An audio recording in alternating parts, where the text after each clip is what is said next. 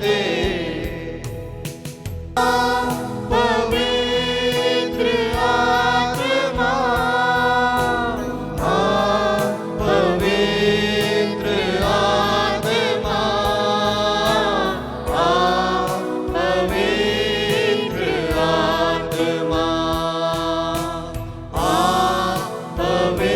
पवित्र आत्मा।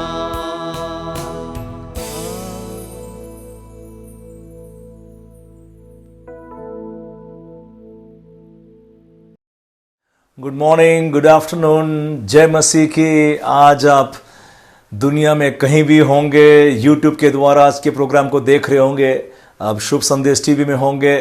आज हमारी प्रार्थना है परमेश्वर आप सभी को बहुत ऐसे आशीष दे। बिल्डिंग स्ट्रॉन्ग फैमिलीज, दृढ़ परिवार बनाना, ये हमारा थीम चल रहा है। कई संडे से हम लोग इस टीवी में प्रचार कर रहे हैं और बाइबल आधारित वचन के द्वारा ही परमेश्वर हमारे घर को, जीवन को दृढ़ और मजबूत बनाते जाता है। आजकल जो वैवाहिक जीवन की हालत हो रही है देश भर में, डाइवोर्स कितना बढ़ते जा रहा है, ये परमेश्वर ने दिल में बोझ दिया है कि वचन आधारित हम आपकी सहायता करें कि आपके पारिवारिक जीवन दृढ़ हो सके ना। अगर आप ये सरमन्स को फॉलो कर रहे हैं ना, तो अगर आप YouTube चैनल में चले जाएंगे जो नीचे फ्लैश कर दिया जा रहा है ना, पूरे सरमन्स आपको यहाँ पर मिल जाते हैं। अगर आपको DVD की ज़रूरत है तो वो भी बताइए, हम इंतज़ाम आपके लिए करेंगे ना। और प्रार्थनाएं आपके मैरिड लाइफ के लिए होना है, कमज़ोर बीमारों के लिए होना है, ज़रूर से नीचे दिए गए नंबर को कॉल करिएगा। हमारी पूरी चर्च आपके लिए प्रार्थना कर रही है, उपवास के साथ प्रार्थना का भी समय ठहराते हैं और आपके लिए प्रार्थना हो रही है ना।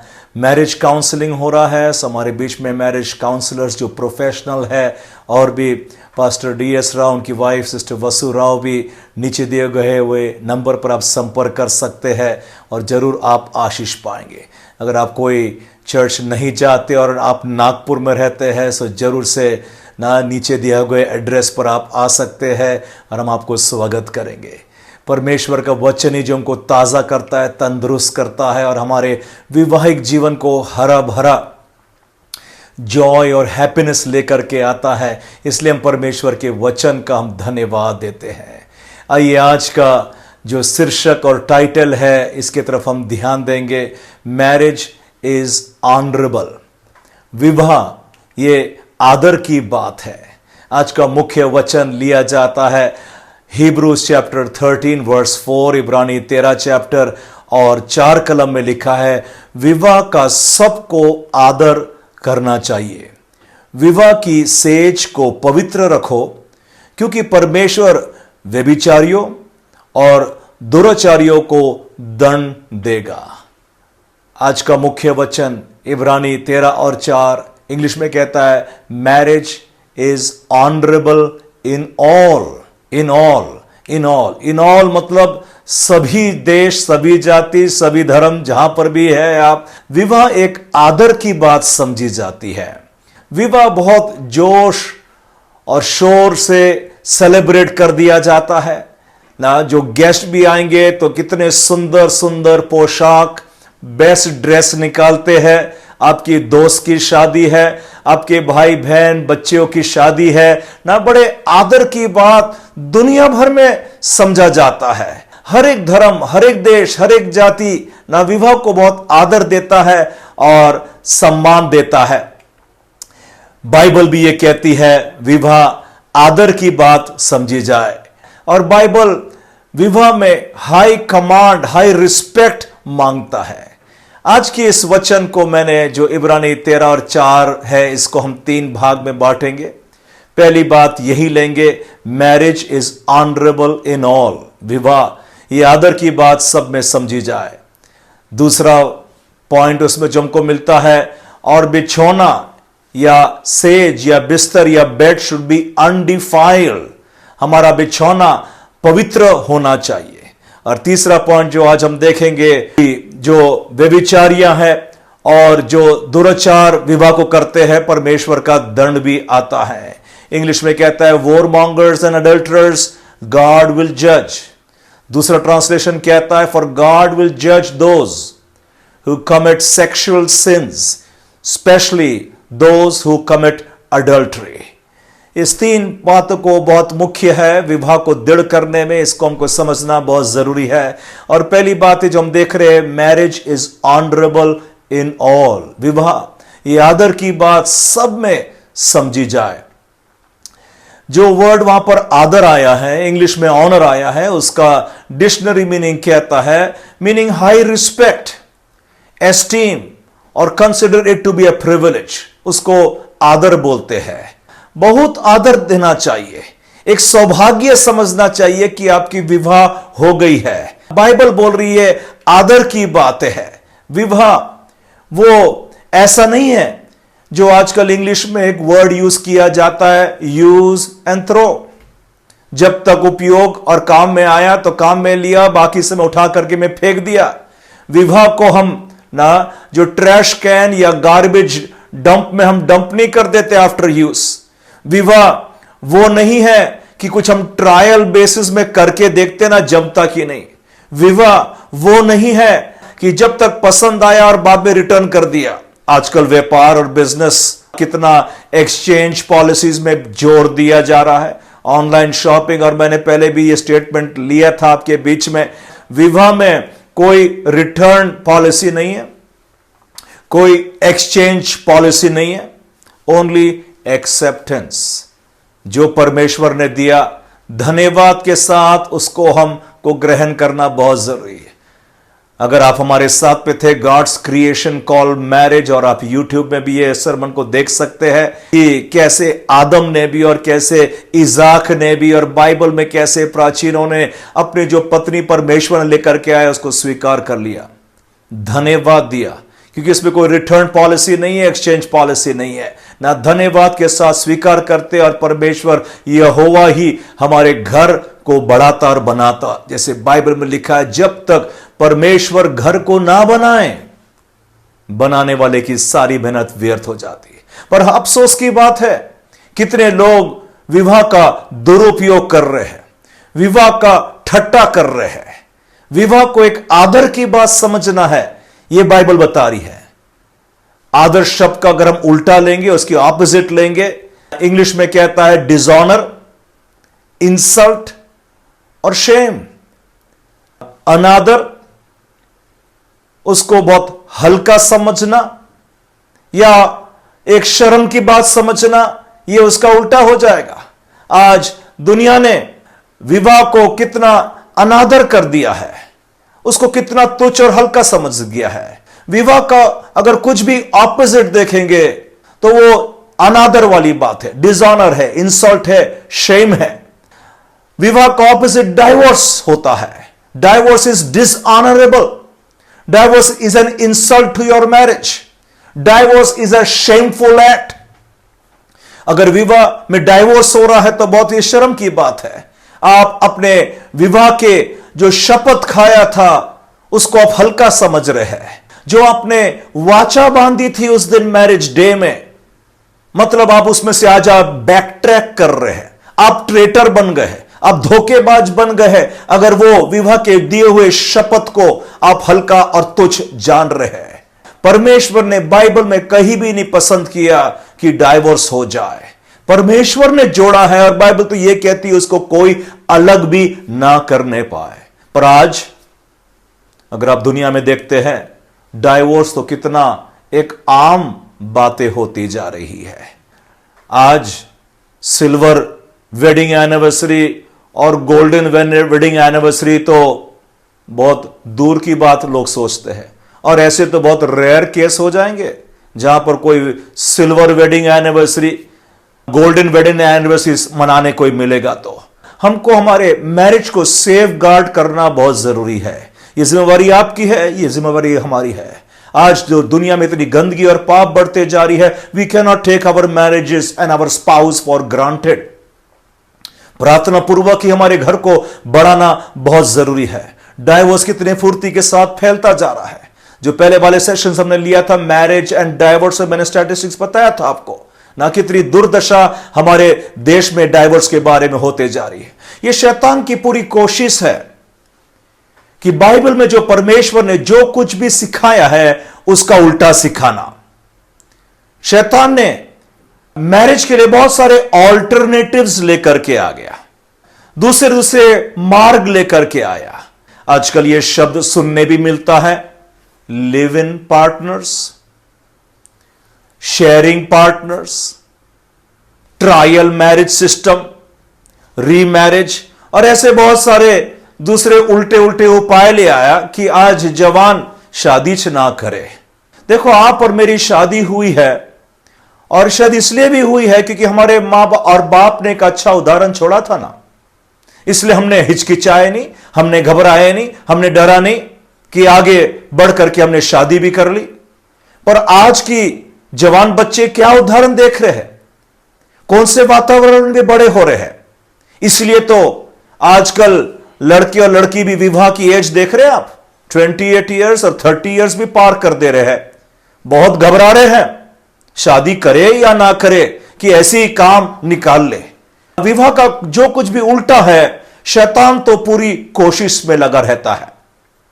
इनफैक्ट शैतान वो बिजनेस में लगा है जहां पर काउंटरफीट और डुप्लीकेट को इतना अति सुंदर दिखा दे और इतना एक अच्छा ऑल्टरनेटिव बता दे कि वो ओरिजिनल से भी अच्छा दिखने पाए। डुप्लीकेट सामान आज बाजार में सस्ता मिलता है, जल्दी मिलता है, आसानी से मिल जाता है और कई बार वो तो ओरिजिनल से और भी अच्छा भी दिख जाता है। आपने देखा ना कितने आज चाइना मेड मोबाइल फोन्स आ गए, कितना सस्ता भी है ना, इजी भी मिल जाता आपको और कई बार तो वो ओरिजिनल फोन से अच्छा भी दिखता है ना। और कितने बार लोग धोखे में भी आ जाते हैं और आप जानते हैं ना उसका परिणाम क्या होता है। यह शैतान का कार्य है कि डुप्लीकेट ओरिजिनल से भी अच्छा दिखना चाहिए ताकि लोग ओरिजिनल में मत जाएंगे, डुप्लीकेट में। आप जानते हैं ना जो दृष्टांत यीशु मसीह ने बाइबल में कहा, एक मूर्ख और एक बुद्धिमान ने घर बनाया और दोनों में फर्क यही था, मूर्ख ने तो रेत और बालू में बना दिया, बुद्धिमान ने चट्टान में बनाया ना। कुछ समय तक ऐसा लग रहा होगा कि वो मूर्ख बुद्धिमान है क्योंकि मूर्ख ने जल्दी बना दिया, मूर्ख ने ना बहुत शायद कम दामों में बना दिया होगा, मूर्ख का घर शायद बाहर से बहुत सुंदर भी दिख रहा होगा, बुद्धिमान बेचारा लगा होगा चट्टान को खोदने में ही जब तक तो इसका घर भी तैयार हो गया होगा। बुद्धिमान ने शायद कितना रकम फाउंडेशन में डाला होगा, उतने में तो बुद्धिमान ने घर भी खड़ा कर दिया होगा। कुछ समय तक वो मूर्ख बुद्धिमान दिख रहा होगा, पर आने दो ना आंधी और तूफान और आगे आप जानते ना क्या हुआ। वो घर जो चट्टान पर खड़ा था वही घर बना रहा। आजकल डुप्लीकेट, शैतान की पूरी कोशिश है डुप्लीकेट इतना अच्छा प्रेजेंट कर दो कि ओरिजिनल की जरूरत ही ना पड़े, मैरिज की जरूरत ही ना पड़े। Marriage is original, marriage is God's intention, marriage is God's plan. परंतु शैतान ऑल्टरनेटिव्स लेकर के आकर के बताता है ओरिजिनल की जरूरत भी नहीं है। पौलुस ने भी एक जगह कहा है, रोमन्स पहला चैप्टर और उसका 22 कलम, रोमन्स 1 और 22 में कहता है, वे बुद्धिमान होने का दावा करके मूर्ख ही रह गए ना। अपने आप को होशियार दिखाते थे, वो फुलिश मैन भी कुछ समय तक होशियार दिखता होगा, परंतु आगे पता लग गया कौन मूर्ख है और कौन बुद्धिमान है। विवाह के साथ हम खेल ना खेलने पाए। शैतान की यही कोशिश रहेगी, सत्य को गलत और गलत को सत्य ना। पौलुस ने आगे यह भी कह दिया, वही रोमन्स पहले चैप्टर में और 25 कलम में कहता है, रोमन्स 1 और 25, उन्होंने झूठ के साथ परमेश्वर के सत्य का सौदा किया और वो सृष्टि के बनाने वालों को छोड़कर उसकी बनाई सृष्टि का उपासना सेवा करने लगे। परमेश्वर धन्य है, आमीन।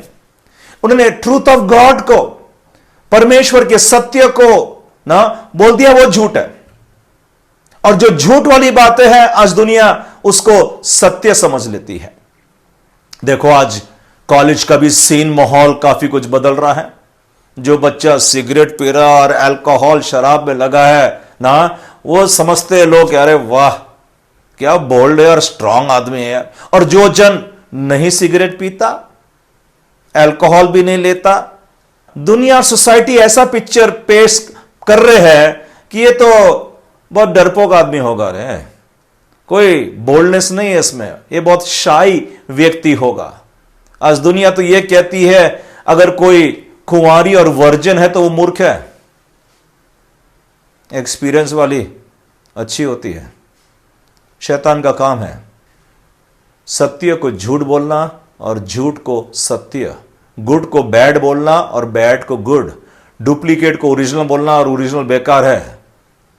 मेरे प्यारे भाई और बहन, अपने वैवाहिक जीवन में और कोई दूसरा ऑल्टरनेटिव की तरफ में हम ध्यान भी ना देने पाए ना, हमारी मैरिड लाइफ को हिफाजत करे। Marriage is original, marriage is God's creation, God's intention. And number 1 point जो आज आपने सीखा, मैरिज ये आदर की बात समझी जाए हर एक में। दूसरा पॉइंट जो आज हमने वो वचन में लिया है इब्रानी 13 और 4 में कहता है बिछौना या सेज को पवित्र रखे। The bed should be undefiled. दूसरा ट्रांसलेशन इंग्लिश में कहता है the bed should be kept pure. Of course the word pure आप जानते means clean, fresh, sparkling, unadulterated and uncontaminated और अनमिक्स्ड। ये प्योर शब्द, ये शुद्ध शब्द, विवाह का बिछौना शुद्ध, अनमिक्स्ड, अनअडल्टरेटेड, कंटेमिनेटेड, उसमें और कुछ गंदगी वहां पर ना पाए जाए। बाइबल का ये हुक्म है, हमारा बिछौना शुद्ध और पवित्र होना चाहिए। आप जानते हैं ना वेडिंग डे में मैरिज के बेड को भी कितना अच्छा सुंदर डेकोरेट कर दिया जाता है ना, कितने फूल लगाते हैं, डेकोरेशन करते हैं, बिकॉज दैट बाइबल बोल रही है the bed, the marriage bed should be kept pure and Holi. ना केवल मैरिज डे में पर आगे में। यह मतलब नहीं कि बेड को सजा के रखे जीवन भर, नेचुरल सेंस में नहीं, स्पिरिचुअल सेंस में। मेरा बिछौना प्योर एंड होली, मेरा मैरिड लाइफ होली। हमारा देह, हमारा बदन सिर्फ अपने पति और पत्नी के लिए ही रहना चाहिए और किसी के पास में हक और अधिकार नहीं है हमारे बिछौने पर चढ़ने के लिए। यह बाइबल कह रही है my bed should be pure, undefiled and holy. यह परमेश्वर मांग रहा है। Marriage should be honourable, marriage को हल्का नहीं, मैरिज का कोई और ऑल्टरनेटिव नहीं। Marriage bed should be pure and should be holy. तीसरा पॉइंट उसी वचन में जो आज हमने पढ़ा इब्रानी 13 और 4 में कहता है क्योंकि परमेश्वर व्यभिचारियों और दुराचारियों को दंड देगा। इंग्लिश में वॉरमॉन्गर्स एंड अडल्टरर्स गॉड विल जज। दूसरा ट्रांसलेशन इंग्लिश में कहता है फॉर गॉड विल जज those who commit sexual since and specially those who commit adultery. व्यभिचार जो करते हैं ना, वो अपराध कर रहे हैं, वो द्वार खोल दे रहे हैं शैतान को उनके जीवन पर आक्रमण और हमला करने के लिए। जो वर्ड वहां पर अडल्ट्री भी आया ना, वो जो ग्रीक में जो शब्द दिया गया उसमें से बहुत सारे वर्ड्स निकलते हैं। उसमें एक शब्द अनफेथफुलनेस भी आता है, विश्वासघात कर देना। मतलब जो विश्वासघात कर रहा अपने मैरिज का, वो शैतान के लिए द्वार खोल दे रहा है। उसमें से और एक शब्द आता है डिसलॉयल हो जाना, द्रोह करना ना। उसमें से एक और एक शब्द आता है एक्स्ट्रा मैरिटल सेक्स, विवाह के बाहर कुछ यौन संबंध रखना। उसमें एक और एक शब्द आता है अफेयर, चक्कर चला लेना ना। यह शब्द आया है इब्रानी 13 और 4 में। जो अडल्ट्री कर रहे हैं, जो एक्स्ट्रा मैरिटल अफेयर्स कर रहे हैं ना, जो डिसलॉयल हो गए, जो विश्वासघात कर रहे हैं ना, वो शैतान के लिए द्वार खोल दे रहे अपने जीवन, अपने घर, अपने परिवार को बर्बाद और नाश कर देने के लिए। बाइबल चेतावनी दे रही है, हमें वार्निंग दे रही है कि हम अपने वैवाहिक जीवन को संभाल के रखें। उतना ही नहीं, निर्गमन 20 और 14 में भी जब 10 आज्ञा और भी अधिक जो दी गई थी माउंट सीना पर, उसमें से निर्गमन 20 और 14 में यह भी कहता है तू व्यभिचार मत करना। Thou shall not commit adultery. Now marriage is God's creation. वो नहीं चाहता है उस बिछौने बिस्तर में किसी और को इजाजत मिल जाए चढ़ने के लिए। It has to be kept pure and to kept holy. उसी चैप्टर निर्गमन 20 में 17 में यह भी कहता है Thou shall not covet thy neighbor's wife, the neighbor's house. ना, और उसके पड़ोसी का घर हो, मकान हो, उसके नौकर चाकर, घोड़ा गधा, और उसमें नेबर्स पत्नी भी बोला ना, बाजू वाली पड़ोसनी ना, उससे भी बाइबल कहती है उसके लिए तू लोभ मत करना और लालच मत करना। शैतान हरदम ये पिक्चर पेंट करने को देखता है ना। इंग्लिश में कहावत है, the grass is greener on the other side of the fence. हमारी सीमा के बाहर वाली जो घास हरदम हरी हरी दिखता है भैया, उसका मैरिज देखो ना, उसकी पत्नी देखो ना, वो कितनी, यही मैं फंस गया इसको लेकर। ऐसा लगता है शैतान वही पिक्चर पेंट करने को देख रहा है। हमको बहुत ना सावधानी के साथ में हमारा जीवन बिताना बहुत जरूरी है।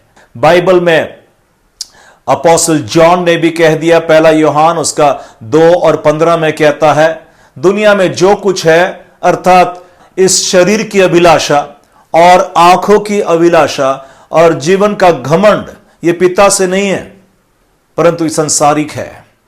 आंखों की अभिलाषा, जो शब्द आया अभिलाषा, उस पर थोड़ा सा मैं जोर देना चाहता हूं। आंखों की अभिलाषा, वर्ड अभिलाषा का इंग्लिश में मीनिंग निकलता है, it means uncontrolled sexual desire और appetite. It means intense. It also means greed, desire, craving, covetousness, eagerness, longing, yearning, hunger, thirst। बहुत सारे वर्ड्स निकलते इसमें से। एक भूख, एक प्यास, एक अभिलाषा, जो बातें नहीं देखना उसको देखने का, जो बातें नहीं सुना ना वो सुनने का, जो बातें नहीं छूना उसको छूने का। ये यूहन्ना ने लिख दिया। संसार में जो कुछ ये है, जीवन की अभिलाषा और आंखों की अभिलाषा, शरीर के पास अभिलाषा, भूख, जो बातें नहीं करने का, जो बातें नहीं देखने। इसलिए अडल्ट्री ये बहुत बड़ा पाप और सिन पाया जाता है।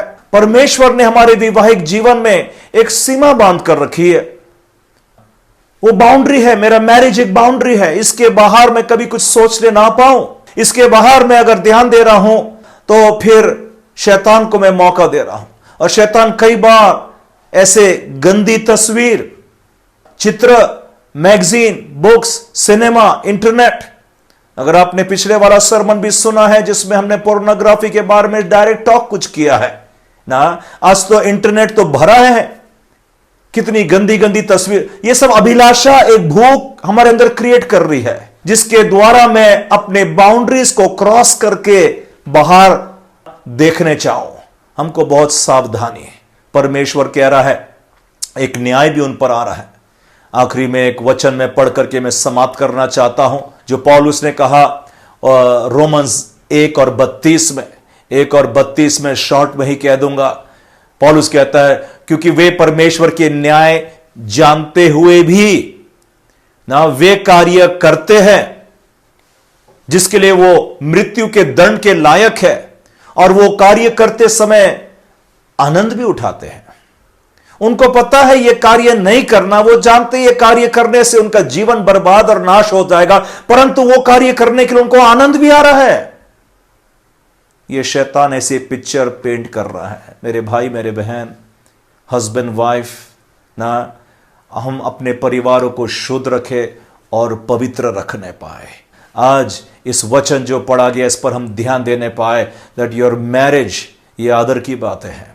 इसको हल्का मत समझो, डिस्पाइज, तुच्छ, इंसल्ट, शेमफुल थिंग मत बना दो इसको। एक दूसरे को आदर दो, सम्मान दो। बाइबल कहता है, जो बीज तो बोता है वही कटनी काटेगा। आज से आदर के साथ अपने पत्नी के साथ, आदर के साथ अपने पति के साथ हम बातचीत करेंगे, हम देखेंगे हमको भी आदर मिलेगा ना। और प्रभु ऐसे विवाहिक जीवन को और दृढ़ करेगा और मजबूत करते जाएगा। मैं आपके लिए और आपके पारिवारिक जीवन के लिए प्रार्थना करना चाहता हूं, और मेरा विश्वास है आज यीशु मसीह आज आपके घर में है और आज आपके वैवाहिक जीवन को एक नया दृढ़ मजबूत करने के लिए आया है। आइए अपने आंखों को बंद करें, हम प्रार्थना करेंगे।